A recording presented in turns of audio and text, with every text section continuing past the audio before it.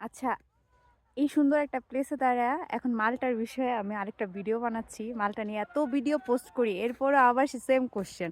আচ্ছা, এবার আমি বলি, অনেকে আমাকে জিজ্ঞেস করে মাল্টায় আসতে আসলে কত টাকা লাগে? এটা ডিপেন্ড করে আপনি কোন ইউনিভার্সিটিতে অ্যাডমিশন নিচ্ছেন, মাস্ট কোন লেভেলে নিচ্ছেন, লেভেল 4, লেভেল 5, লেভেল 6, লেভেল 7। মাল্টায় হচ্ছে সবাই লেভেল হিসেবে কাউন্ট করে এডুকেশনটাকে। আমরা যেমন কাউন্ট করি এসএসসি, এইচএসসি, ব্যাচেলর, ওরা করে হচ্ছে লেভেল 4, 5, 6, 7। 7 হচ্ছে ওদের হাইয়েস্ট এডুকেশন। তো আমি হচ্ছে লেভেল 7 এর স্টুডেন্ট, মানে ওদের এরপর আর কোনো এখানে পড়ালেখা নাই, এটা ওদের লাস্ট ডিগ্রি। ঠিক আছে?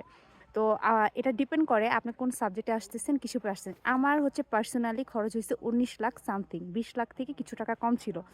এ টু জেড আমি যে টাকাটা নিয়ে আসছি 2-3 মাস, 3 মাসের ব্যাকআপ টাকা সহ।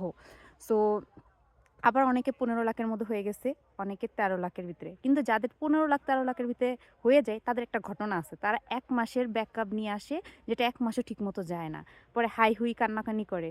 অ্যাটলিস্ট 3 মাসের ব্যাকআপ নিয়ে বিদেশ আসা উচিত। ঠিক আছে? মানে আপনি জব পাইতে পাইতে 3-4 মাস চলে যায় বাইরে আসলে। সো আমি একটা দিয়ে দিলাম কতটুকু এমন খরচ হয়। তো যারা 15 লাখ নিয়ে আসে, মানে খরচ করে, এদের এখানে খরচ এ টু জেড, বিমান ভাড়া, শপিং এ টু জেড এটা ইনক্লুডেড। অনেকে দেখবেন বলবে আরে ইউরোপে যেতে মাত্র 10 লাখ, 8 লাখ, 7 লাখ।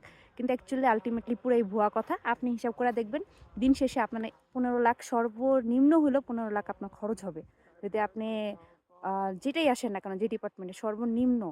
ঠিক আছে? সো আমি একটা বাজেটের আইডিয়া দিয়ে দিলাম আপনাদেরকে।